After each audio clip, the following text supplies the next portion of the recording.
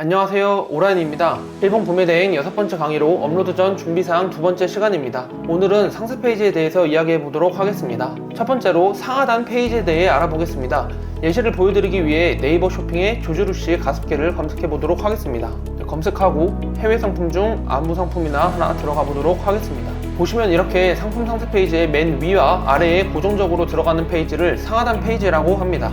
사실 상하단 페이지의 경우 크게 중요하지 않기 때문에 필수적인 부분만 설명해 드리도록 하겠습니다. 첫 번째, 저희는 일본 구매 대행으로 대부분 브랜드 제품을 판매하기 때문에 100% 정품임을 강조해 주어야 합니다. 이를 위해 가품일시 200% 환불 등의 후킹 멘트를 구상하셔서 기재해 주시면 됩니다. 두 번째, 해외 구매 대행의 최고 단점 중 하나인 배송 기간을 꼭 명시해 주셔야 합니다. 배송 기간의 경우 주문 처리, 정책, 이용 배송 대행지 등에 따라 상이하나 일반적으로 영업일 기준 3일에서 15일 정도 소요됩니다.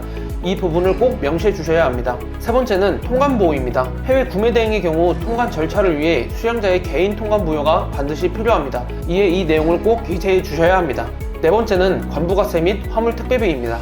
관세법상 제품가가 $150 이상인 경우 관세 및 부가세를 납부해야 하며 부피 및 무게가 큰 제품의 경우 대한통운이나 우체국과 같은 일반 특배사를 통한 배송이 불가능하기 때문에 경동특배와 같은 화물특배사로 이전되며 이에 화물특배비가 발생하게 됩니다. 관부가세와 화물특배비 같은 추가 비용의 경우 판매가에 녹여 우리가 납부하는 방법이 있고 고객이 납부하는 방법이 있습니다. 우리 부담, 고객 부담, 정답이 있는 것은 아니지만 이 부분에 대해 꼭 명시를 해주셔야 합니다. 한 가지 말씀드리면 일본 구매 대행의 경우 브랜드 제품이 대다수이기 때문에 표면적인 판매가를 최대한 낮추는 게 매우 중요합니다.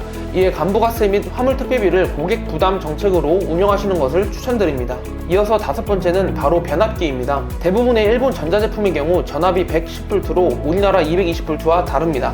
이에 변압기의 필요성에 대해 기재해 주셔야 하며 변압기 미사용 시 고장의 원인이 될 수 있음을 꼭 명시해 주셔야 합니다. 여섯 번째로 고객센터입니다. 카카오톡, 전화번호 등의 문의 경로를 기재해 주셔야 합니다. 마지막 일곱 번째, 제일 중요한 반품 및 교환입니다. 간혹가다 고객님들이 제품을 받고 무단으로 제품을 반송하시는 경우가 있습니다. 저희 입장에서 이런 경우 매우 곤란하기 때문에 반품 및 교환의 경우 반드시 판매자와 상담 후 진행해달라는 문구를 기재해 주셔야 합니다. 이렇게 상세 페이지 상하단에 필수적으로 들어가야 하는 부분에 대해 알아보았는데요. 다시 한번 복습해 보도록 하겠습니다.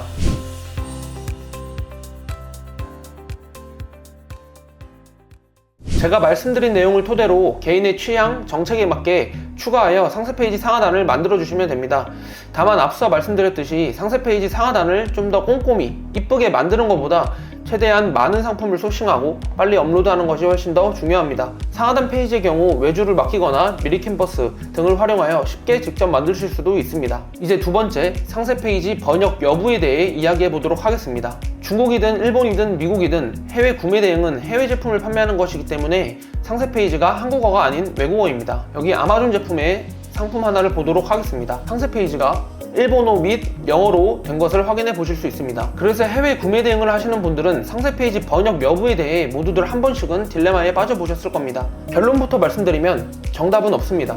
상세 페이지를 번역하는 셀러 중에서도 잘하시는 분들이 수두룩하고 번역하지 않은 셀러 분들 중에서도 잘하시는 분들이 수두룩한데 이를 통해 정답이 없다는 것을 증명할 수 있습니다. 쉽게 말해서 상세 페이지를 꼼꼼히 번역해서 10개의 상품을 올리고 1개를 파느냐, 이는 높은 구매 전환율이죠. 반대로 상세 페이지 번역할 시간에 상품 100개를 올리고 1개를 파느냐, 이는 낮은 구매 전환율이죠. 이 차이인 것 같습니다. 우선 저 같은 경우는 매크로 및 자동화 시스템을 통해 상세 페이지를 번역하는데 시간 소요가 거의 없기 때문에 전 상품 상세 페이지를 번역하여 업로드하고 있습니다. 다만 이 부분은 일본 구매 대행을 처음 시작하는 초보자 분들이 하기에는 다소 어려움이 있기 때문에 처음에는 상세 페이지 번역 없이 다양하고 많은 상품을 업로드해보고 추후 구매가 일어난 상품 혹은 리뷰가 있는 상품을 따로 상세 페이지를 번역해서 상품 수정하시는 것을 추천드립니다. 오늘은 일본 구매 대행의 상세 페이지에 대해 알아보았습니다. 우리는 지금까지 일본 구매 대행으로 어떤 상품을 팔아야 하고 업로드 전에 어떤 부분을 준비해야 하는지 배웠습니다. 이제 대망의 상품 업로드만 하면 일본 구매 대행의 대부분 과정이 끝납니다. 그럼 다음 상품 업로드 강의에서 뵙도록 하겠습니다. 오늘 강의가 도움이 되셨다면 좋아요와 구독 부탁드립니다. 감사합니다.